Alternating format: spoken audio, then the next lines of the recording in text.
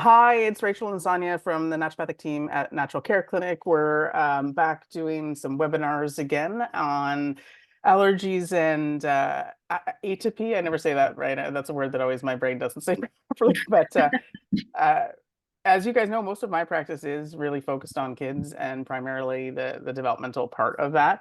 A lot of our kids do have allergies. Obviously, lots of our patients do and relatives. So I think there's going to be some awesome info from Rachel today. So do you want to dive in? Yeah, for sure. So first, I just wanted to list out what allergies and atopy is, because I feel like sometimes people are very confused on what's an allergic reaction, what is atopy. So allergies is kind of like the broadened term where it's just associated with heightened immune response to common allergens. So it could be stuff like pollen, fur, a particular food, or dust. And then atopy is more specific type of allergy where the immune system produces a certain amount of a particular antibody, um, primarily IgE, causing inflammation. So, conditions linked to atopy and allergies. I wanted to list out the common ones that we typically see in practice. So, eczema or atopic dermatitis, which you usually see like a red rash or thickened skin around the folds, around the eyes, and then dry skin, and then the increased need to scratch. Then allergic rhinitis, where you usually see nasal congestion, sneezing, itchiness, postnasal drip, and then like ear pressure. And then asthma, where you see cough and wheezing, nighttime coughing, excess like mucus production. And then, they are typically really responsive to bronchodilators, opening up the airway just because of the excess mucus. Anaphylaxis is usually seen when there's an allergic reaction to an antigen, and then it's like very heightened. So then their throat and tongue start swelling, difficulty breathing, wheezing, coughing. May see loss of consciousness. This is like a medical emergency.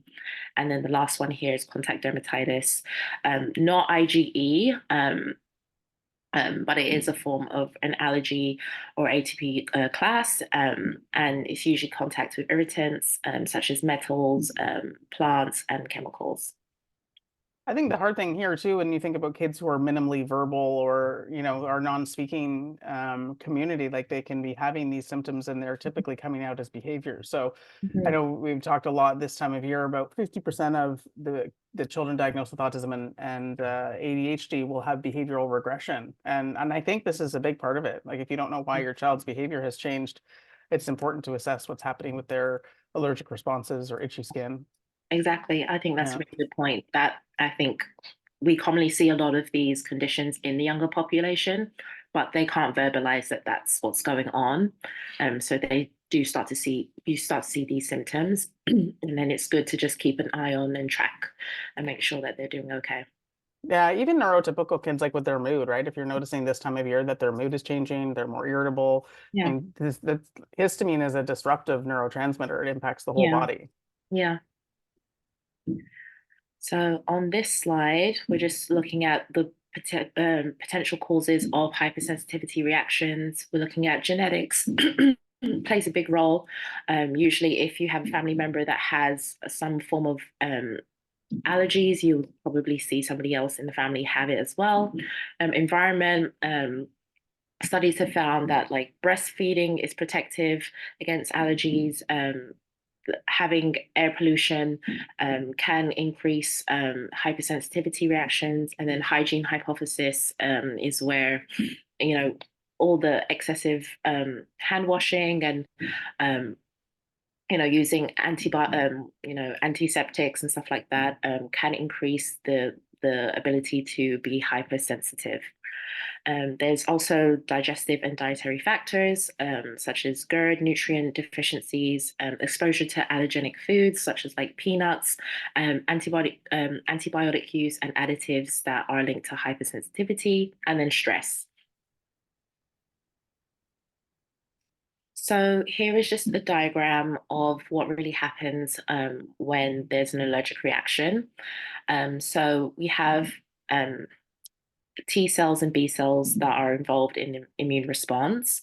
And what happens is once the B cells are activated, they then produce an IgE antibody, and that produces these little helpers known as interleukins. So you'll see this IL-4, and it goes to the mast cell and produces the histamines that we were talking about before and the leukotrienes, and it goes to basically the epithelium and causes the body to produce more mucus.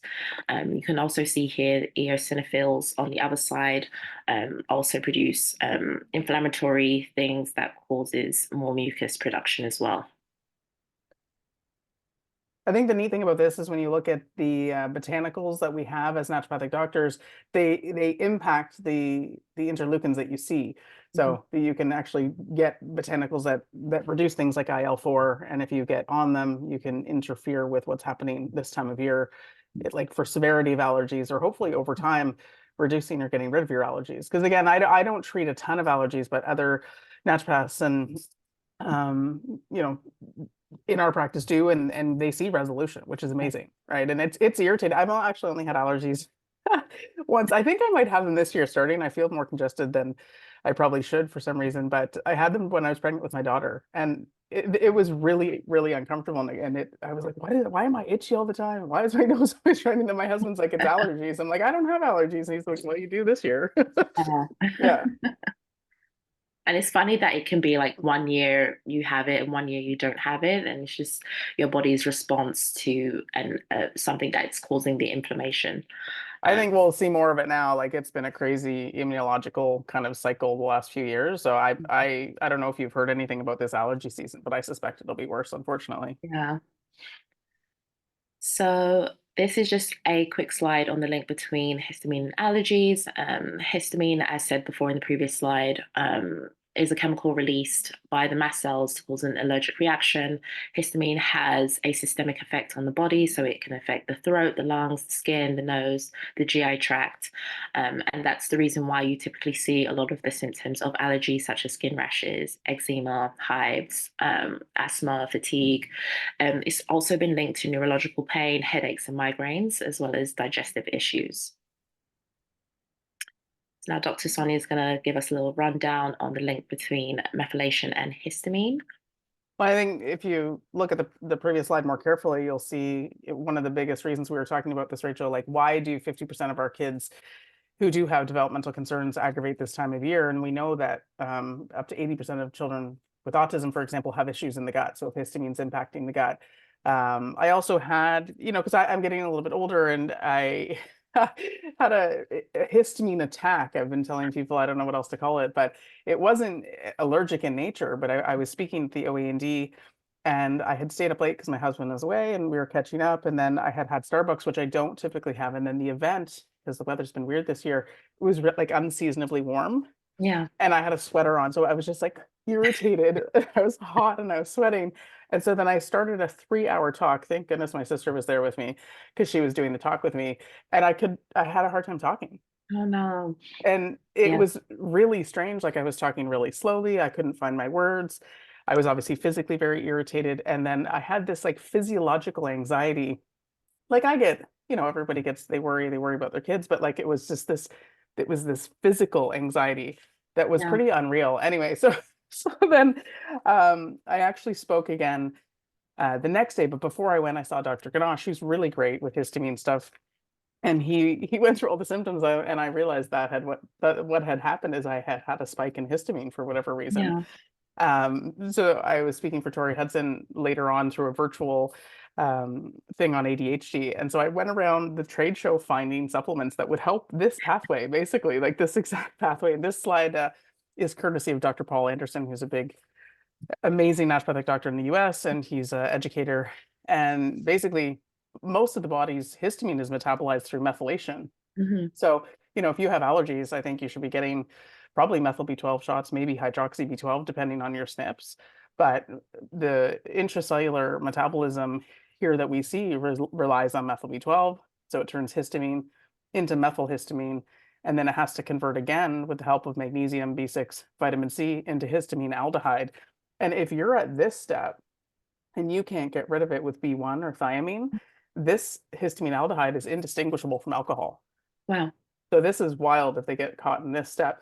And acetylhistamine comes out this way. So if you're stressed out, B5 may be lower, which is really important for adrenal function. So this is maybe why we see people when they're more stressed out having more of these symptoms. And of course, in my population, those folks are really stressed out because their brains are very busy and overwhelmed. And then copper is the other big one in autism.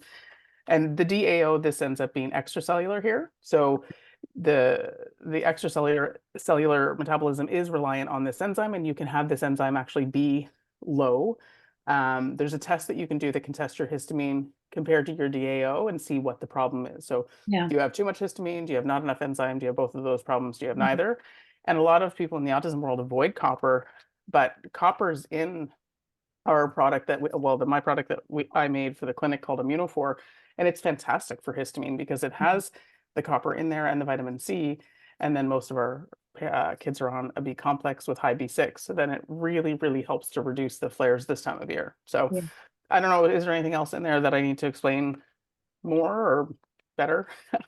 I think that's good. I do Yeah. think it's actually really helpful to kind of see the biochemical reactions and how histamine, has a big role, and how we can use B12 and all of those kind of things, copper, to improve the way it's being metabolized as well. Yeah. Yeah, and I think it's getting good testing, right? Like you can Yeah. test serum copper, you can test serum zinc, you can test the zinc copper ratio. And I think informed treatments, if you get testing, it can be much more accurate. And I always think of serotonin when I think about B12 improving mood, but if you're lowering histamine, you're probably treating a lot of anxiety or agitation in the body. Yeah. So it's interesting. Histamine is a very interesting and intense molecule. And the last thing I'll say about it as it relates to methylation is that histamine will stimulate glutamate. So histamine actually it causes neuroinflammation. Yeah. So Yeah. And that's probably why in the previous two slides we talked about how it can cause those, headaches, it can cause neurological issues. So, it's really interesting to see how it all ties in biochemically. So here is just a slide on how to test for allergies. Usually you have to get a referral for a skin scratch test or a RAS test. If you have like asthma, like myself, I've seen like a pulmonologist, and I did a spirometry test, and basically you have to just blow into a tube and they see your pulmonary function, and that's how they usually diagnose if you have asthma. So usually you have to get referred by your medical doctor to do that. Also, imaging may be indicated to see if there's any changes within your body that is, that should be accounted for. Naturopathically, we can do quite a few things in terms of allergies. So we can do antibody testing, IgA, IgG, IgE. And then you can also do a blood test, look at, kind of see if there's increase in eosinophils and stuff like that. And then I did list out the differences between doing like an IgA, IgG test. It's more accurate, and the results are a lot more immediate, but blood tests may take a few days, but it's more reliable during a flare up. So when you are having like a acute reaction, they tend to prefer blood tests. the other one in here I mentioned only because of my personal experiences, this whole POTS thing, right? I have Yeah. a little guy, and I've told lots of you this, and we do have his permission to share. Is he out of the blue just ended up with what looked like an asthma attack? He ended up in hospital. His O2 dropped under 90, and so he was in Joe Brant for 4 to 5 days. He was getting great care, but they couldn't figure out what was going on in terms of like why his oxygen wasn't stabilizing. And anyway, so then he discharged, he was diagnosed with asthma, a 70% lung function, did the puffers. They didn't work. We tried them. Talked to different pharmacists. We actually increased the puffers with the support of his allergist, who we got in to see quite quickly, actually. No allergies, did testing. Still, they thought it might be atypical cystic fibrosis. They did kind of roll that out. That's a weird one, but he also had trouble putting on weight. Anyway, so then COVID hit again. A couple times his O2 dropped low enough that we had to go to the hospital. And anyway, long story short, it was probably POTS. Maybe it's asthma and POTS, but it's definitely POTS. So postural orthostatic tachycardia syndrome. If you haven't seen it, my sister and I did a little video on our YouTube about POTS, and I'm finding it all the time now. So I get everyone to check their oxygen, get an oximeter, check their oxygen, check their heart rate, because when people have asthma and they have an asthma attack, they take Ventolin, which makes their heart rate go up. Yeah. But when their heart rate goes up, it may mask POTS. Wow. So now, like, thank God, literally, with high dose electrolytes, like he's on 5,000 to 8,000 milligrams of sodium with electrolytes, he's not having the breathing issues. Wow. So I know it's very fascinating, this whole, that's why I think comprehensive workup and consistent investigation, right? Like the better your naturopath can understand your body through assessment, seeing you, testing, Yeah. and then follow up, right? Because you can't learn about everything about someone in one visit, right? Exactly. Yeah, I agree. So I feel like I have long stories today. I even have Very Starbucks. It's interesting though. that's good. Thank you. Anyway. They're very kind. So there are several naturopathic things that we can do to help support you during allergies and to decrease the amount of time you have flare-ups.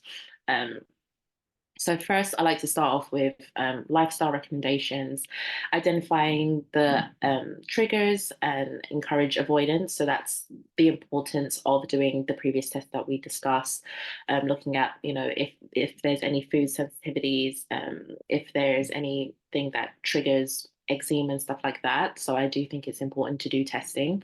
And then once they're identified, to kind of encourage to avoid them.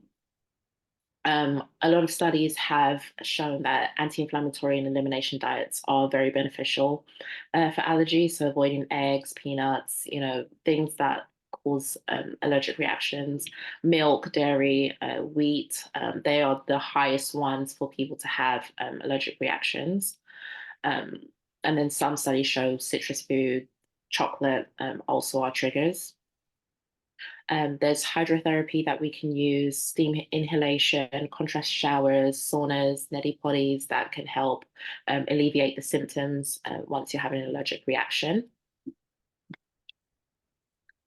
Um, then there's more supports that we can do. Homeopathics are really great during allergy seasons, especially seasonal allergies, when the pollen starts coming out and people don't really know what to do. I find homeopathics are really helpful, especially in the pediatric population. Kids are just so responsive to homeopathics. So here are a list of different ones. It's always good to see a naturopath to kind of determine which homeopathic would be suited best, because they all have different functions. And then some of the things that you can find are combination homeopathics, such as Rhine Allergy and Pascalurge. And then some supplements that you can use to help with allergies are probiotics, vitamin C, vitamin D, quercetin, NAC, magnesium, zinc, omega-3, bromelain.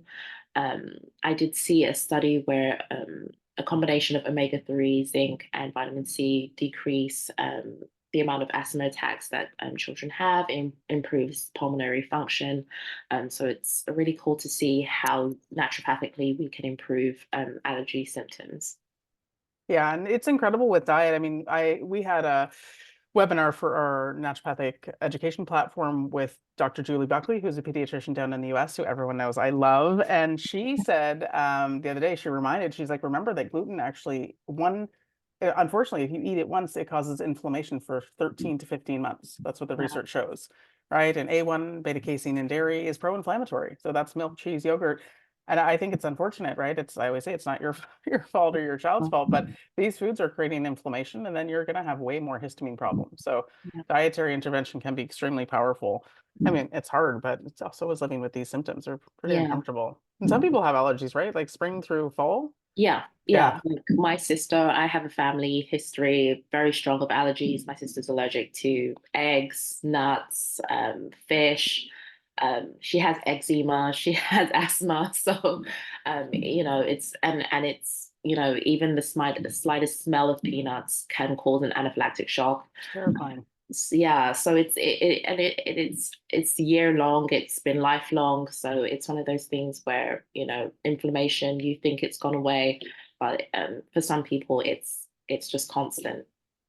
And I've seen and heard over the years as a naturopathic doctor, like our community has helped the IgE allergies resolve. Like no one would ever say don't bring your EpiPen. Like that's up to the allergist and the scratch testing. But Mhm. I've had kids who've had, 10 to 12 anaphylactic allergies, and but through the treatment that we do for their autism, those actually start to resolve. Oh, But and so they make sure with the allergist that it's resolved and they can safely ingest that food, but it's a bit of a process, but it has been fascinating because that was not the goal of our treatment, but because we're reducing inflammation and we're supporting methylation, these the foundational treatments in naturopathic medicine can help a lot of different systems, and inflammation is the number one, it's the root of most of the problems that we are suffering. yeah, I Yeah. agree.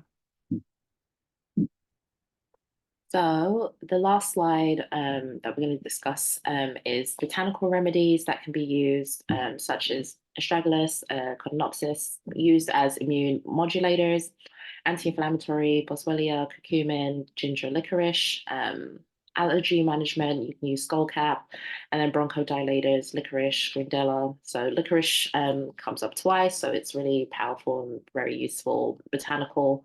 It's used for a variety of things. Licorice is, is one of the power botanicals in our toolkit. And then additional remedies that I wanted to put down was things that help with eczema, such as oatmeal baths, calendula, beeswax topical ointments, and then salves. All three of our kids had eczema, and they responded to different treatments. Like all of them responded to diet. For example, my one son, really gluten was the biggest nemesis.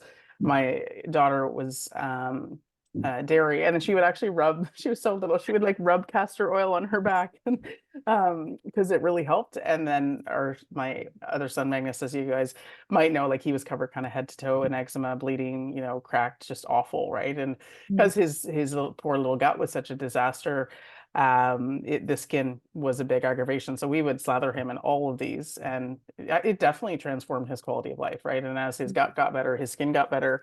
But I always say this, even if I didn't get the chance to practice and support my patients who I absolutely love, I'm so glad I'm a naturopathy, even just for my kids, to know that Yeah, these things are out there. I think it transforms quality of life, and it's habit, right? It's like yeah, the diet, it's committing to the lifestyle, it's hot and cold showers, right? Those are yeah, amazing. I don't know if you guys don't do hot and cold showers. Try one, please, today. yeah, Right? It's 3 minutes as hot as you can handle. Don't burn yourself. 30 seconds as cold as you can manage. Like just make it cold. I always it's so incredible how you feel after, and go back and forth mhm. 2 or 3 times, always ending on cold. Dr. Dick Tom, who's an older, brilliant naturopath, he used to be a dentist. He said, even if you don't do the full back and forth, always end on cold. Yeah, Give your lymphatics a little support. I absolutely love hot and cold showers. So yeah. I agree, and I agree with your statement that it's such a lifestyle my thing. daughter's sneaking out. My kids always come to work with me. I love it. And she's like, "What if I have to go?" I'm like, "It's fine. Everyone. I think I love having them here." And Yeah, adds flavor to the yeah. Well, adds flavor to the presentation. well, Magnus might come in. He just got a haircut, so I told my Oh, bless husband, I'm it. like, I want to see his hair. So if he pops in, might as well start doing these from home. Everybody join in. Um, but yeah, naturopathic medicine is such an integrative and it's such a lifestyle thing. So I love what we do. I love that we're able to help so many people, and it's such a simple and easy things that we can do to just improve our health. And yeah, I really love what we do. I'm grateful to be in this position to treat people. Yeah. Yeah, safe, effective. Yeah, it's awesome. All right, folks, thanks for listening. And if you do have allergies, reach out to your naturopathic doctor and get some help. Yeah. Thank you. Awesome. Thank you, Rachel.